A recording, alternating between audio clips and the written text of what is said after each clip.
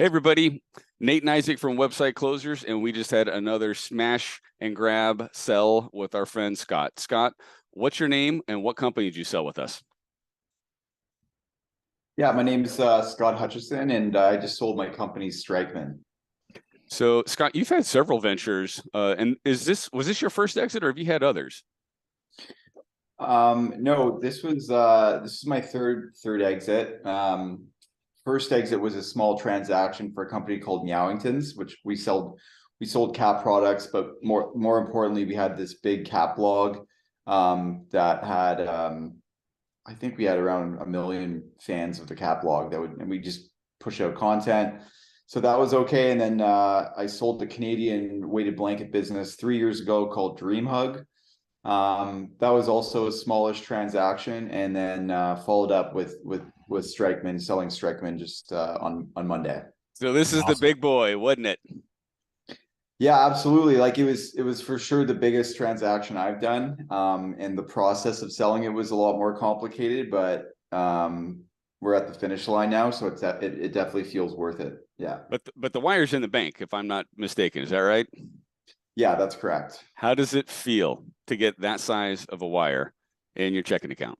It feels fantastic for sure. I haven't even had a minute yet to get caught up, just because the whole process of selling and continuing to grow the company was a grind, and there was a lot going on. So we're coming up to the holidays here, so I'm sure next week I'll be able to let it all sink in and feel good about it. When I sold my business, I felt this like validation that was unlike anything else. Well, other than marriage, having an amazing spouse say, okay, I do, but having an exit like this is a buyer saying, you are worth what we are sending you now. And it is a hell of a lot of money. Do you have any of that sense or any of that feeling?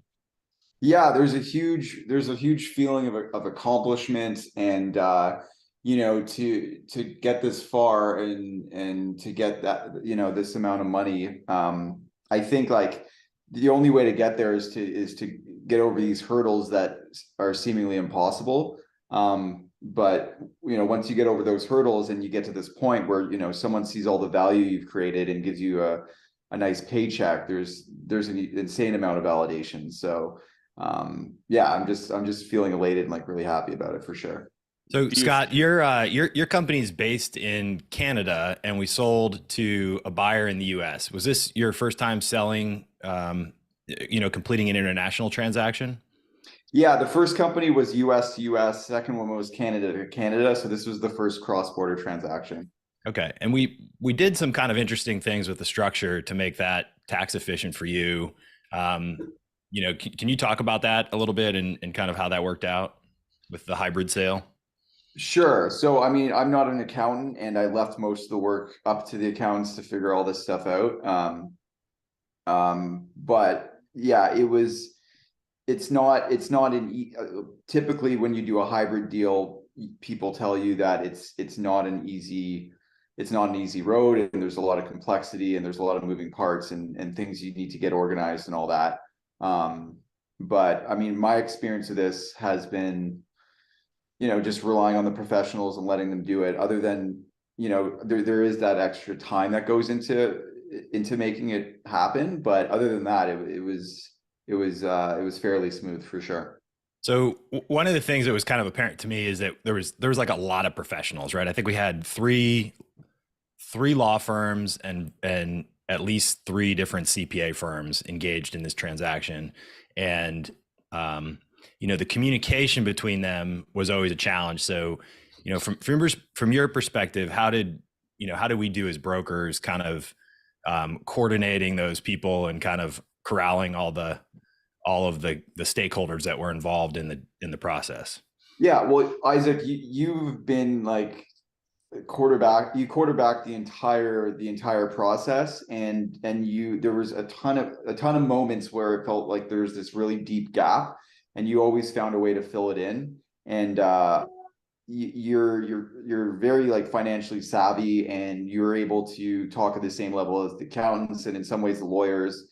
And I think with I deal with this complexity, what's going to come. There's always going to be these times of confusion where both parties don't know what to do, and like 110%, you were able to like get everyone together and fill in the blanks and keep everybody moving. So we were hitting the deadlines and all that stuff. And I know a lot of testimonials can be tacky and be like, oh, this guy was great, but like I truly mean like that.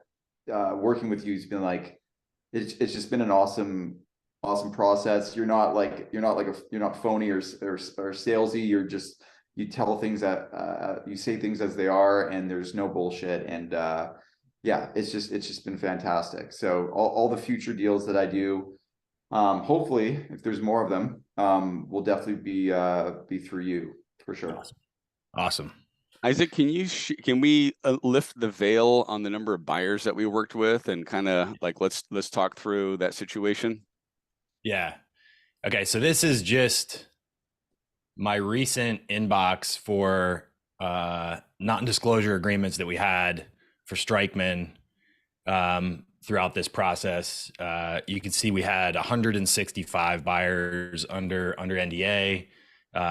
We screened all of those buyers to come up with several different offers, and ultimately find the buyer who was able to close on the transaction. So you know, a lot of interest in this business, and it was important that we found the right buyer to get it done and kind of meet the needs that Scott had. Does it shock you to see that number of buyers were inquiring in the business? Because we shielded you from, you know, talking to any tire kickers or, you know, folks that that wouldn't have been the right ones to be on the phone with. You know, we kept it down to, you know, a dozen or so phone calls. But what's your thoughts when you see 165 people expressed interest in it? Yeah, that's pretty surprising, because I know initially, like I think Isaac, you had narrowed it down to maybe 3 or 4 that we had to choose from. So and you know, we were also in the firearms vertical, so that obviously like limits the pool. And yeah, so for sure, yeah, that's shocking. Obviously, you guys have like a really big list of solid like contacts for sure. We've got the biggest marketplace of $1 million to $150 million sized online businesses. It's unreal. I didn't believe Jason Aram when I first met him, with the hundreds of thousands of buyers that we have and the hundreds of people that inquire on each listing. And what Isaac just showed you is the same for every listing we have. 165, get 99, get 274 was one of the highest ones that I've had as well. And it's a massive amount of work to vet everybody. But if we don't do that, then we end up with a dud on the buy side, and we want to see that transaction get done for you. What does the sale of this business mean to you, your future, your entrepreneurial venture, your family? What does this transaction mean for you? I mean, my whole life has changed. Like at this point, as long as I invest wisely, I don't have to worry about retirement, and I also have a lot of money. A lot of money to start new companies and self-fund without having to raise outside capital. And so it's an amazing feeling. And like yeah, I don't personally, I don't even have a plan. Like I have a plan, but we haven't started anything next yet. So I'm basically just going to take the next 3 or 4 months off, maybe longer, do some traveling, and just eventually when I feel ready to go back to the drawing board and start doing stuff. But yeah, it's funny. It's like we closed on Monday. I got a pretty sweet car that I bought like 6 or 7 months ago, and because of the supply chain situation, it just arrived on Friday. Nice. And also put an offer in for a new home. And everything's kind of all lining at the same time. So it's an amazing feeling for sure. What kind of car did you get? I have to ask. I got an e-tron GT. Oh, sick, man. Those are sweet. Yeah, I was gonna get a Tesla, but I don't know. I love the look of the e-tron. So nice. Now, how did you get referred to us? It was a referral, right? That introduced you to us. How did we get connected? Tell us about that story. Yeah, so a good friend of mine, a guy named Adam, I think he was the 6th or 7th employee at Shopify. him and I have been in touch back and forth for the last 10 or so years, I would say. And he seems to know everybody, and he seems to know like anyone. He knows the best person to talk to for whatever you're asking for. So if I need anything, I'll just ask him, like, hey, like, and so in this case, we needed a broker. I asked him, Nate, he sent me your way, and then I didn't even question it, because he always gives good referrals. And yeah, and and I've worked with 2 other brokers in the past as well, and both times I did that, I did leave feeling kind of like there was things that happened that I didn't think were going to happen, and I kind of felt like I took a bit of a loss. But working with Isaac again, like I don't know, I just feel I feel 100% about this entire process and what everybody's getting paid. And yeah. Was there a moment Awesome, where man. you felt like you had just made the perfect decision to trust Website Closers and work with us through the marketplace? Yeah, well, Nate, I know we when we originally first spoke, I mean, you seemed like you knew what you were doing, and like it was Adam referring you. What was I would say 90% of it, and then obviously we had a good chat and talked about my business, and I showed you a brief, like, to the financials, and you kind of gave me some estimates and all that stuff, and yeah. Good. That's awesome. Isaac, do you have any other questions for Scott? No, Scott, I just, I'll say that it was really great working with you throughout the whole process. I know you've got a lot of great endeavors ahead of you, and we'll look forward to helping you out with your next one when you're ready to do that, and certainly hope that we keep in touch in between that as well. For sure. And Yeah, Scott, thanks so much, guys. parting request, if you were talking to someone, let's pretend someone watching this is thinking about selling their business with Website Closers, what would you share with them when you were reflecting back into being in that position yourself not too long ago?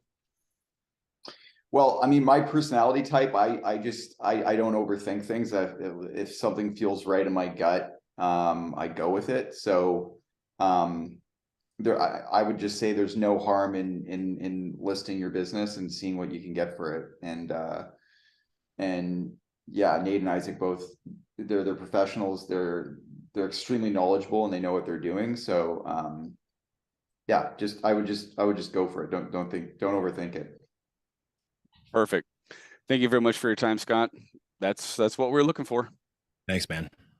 Thanks, guys. Yeah. So